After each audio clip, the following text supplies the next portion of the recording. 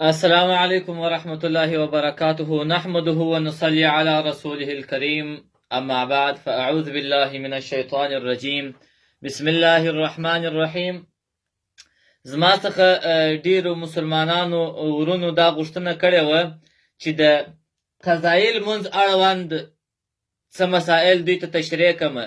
که د یو چا څخه لمونځ قضا سي، نو دا لمونځ که د خوب له کبله داسې قضا سوی وي، که د سفر له کبله ورڅه قضا سوی وي، که د یو مرض په خاطر ورڅه قضا سوی وي، او که یو ورڅخه هیر سوی وي، په هر صورت که د یو چا څخه لمونځ قضا سي، پر ده لازمه ده چې د هغه لمانځه قضا به راوړي.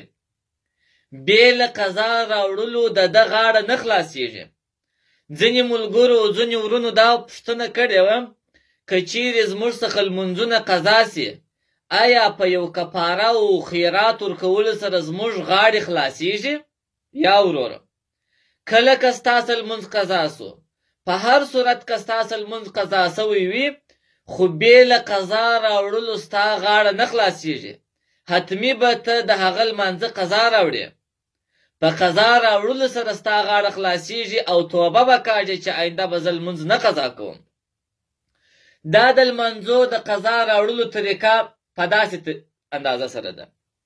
که د چا څخه لمونځ قضا سو، نو د سهار لمونځ که د چا څخه قضا سو، د ماپښین د لمانځه درمخه به د سهار د لمانځه قضا راوړي.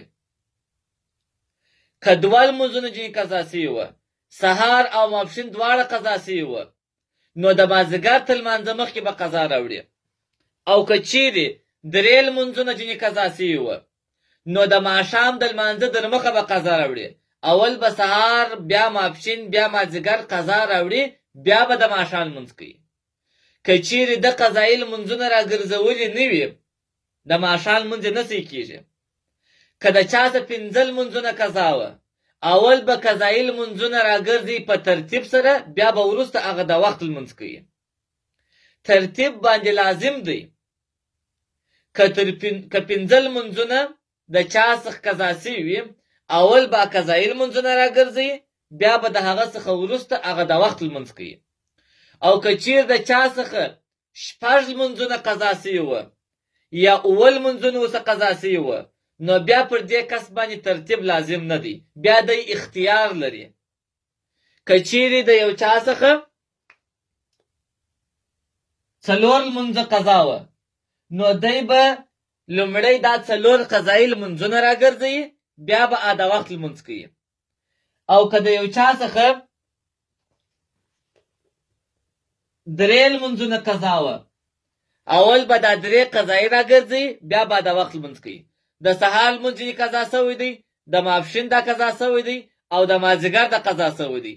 د ماښام تر مخه به دا درې قضا راګرځي، اول به دا درې قضا راوړي، بیا به د ماښام لمونځ کوي. او که چیرې د چا څخه پنځه لمونځونه قضا سوي وه، پنځه لمونځ ورته قضا سوي وه، اول به د سهار لمونځ، د ماپښین لمونځ، د مازدیګر لمونځ، د ماښام لمونځ او د ماخوستن لمونځ، دا پنځه سره لمونځونه ورته قضا سول، نو دی به سبا سهار د لمانځه در مخه دا ټوله قضا راوګرځوي. که دا قضا وي، دا پنځه لمونځونه قضا نه وي راګرځولې، هغه نه وي د سهار لمونځ یې نه صحیح کېږي. پر ده باندې ترتیب لازم دی، پر ده باندې ترتیب واجب دی. نو که چیرې د چا څخه پنځه لمونځونه، یا څلور لمونځونه، یا درې لمونځونه، یا دوه لمونځونه قضا سوي وه، نو اول به قضایي راګرځي، بیا به د وخت لمونځ کوي. او که چیرې بیا داسې و د یو چا څخه شپږ لمونځونه، یا اووه لمونځونه،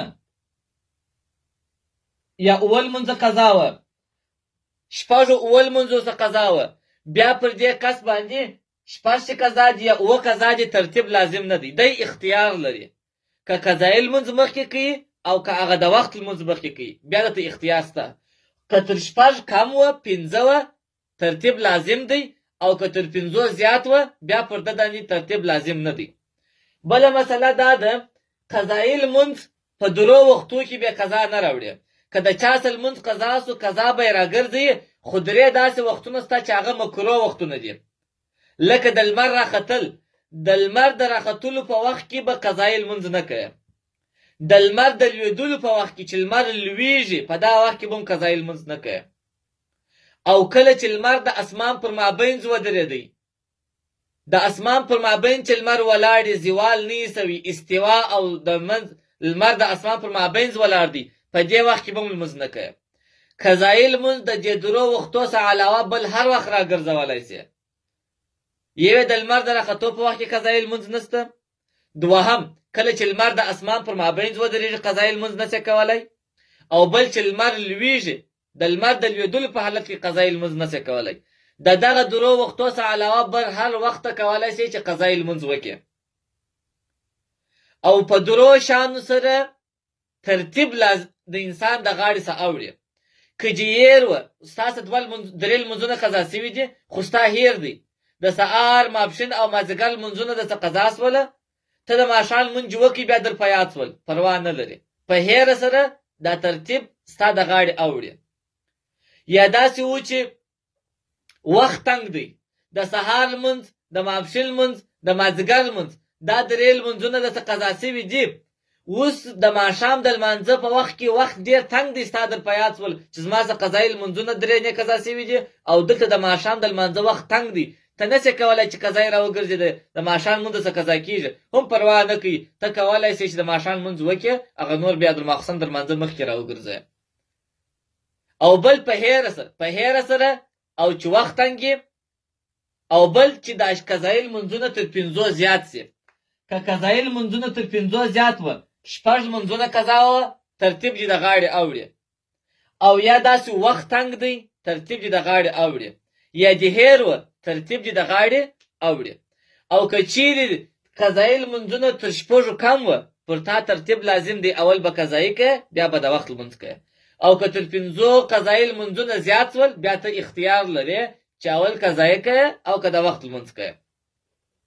بله مسله داسې ده، یو سړی 3 لمونځونه ځینې قضا سوي دي، یا 2 لمونځونه ځینې قضا سوي دي، د سهار او د ماپښین لمونځ ځینې قضا سوی دی، دی مازدیګر مسجد ته ورغلی، امام پر مسجد دغه کې ولاړ دی، پر جماعت ولاړ دی. اوس دی د جماعت لمونځ وکړي که قضایي لمونځ راوګرځي، یا پر ده باندې ترتیب واجب دی، اول به د سهار او ماپښین قضایي راګرځي، بیا به د مازدیګر لمونځ کوي. نو جماعت چې پرېږدي، په جماعت کې جنو سره داخلېږي، اول د قضایي لمونځونه راوګرځي، بیا د وخت لمونځ وکړي. او که چیرې یو څوک داسې و چې د امام سره پر جماعت ولاړ و، د جماعت لمونځ د امام سره کوي، ور په یاد سوله چې پر ما خو 3 لمونځونه قضایي سته، او 3 قضایي مې راګرځولي نه دي، اوس به دی جماعت پرېږدي او که به نه پرېږدي. نو علماو لیکلي دي چې د لمانځه اکثره برخه، د لمانځه اکثره رکعتونه د امام سره کړي وه، نو هغه دې ورسره پوره کړي، بیا دې وروسته قضایي راوګرځي.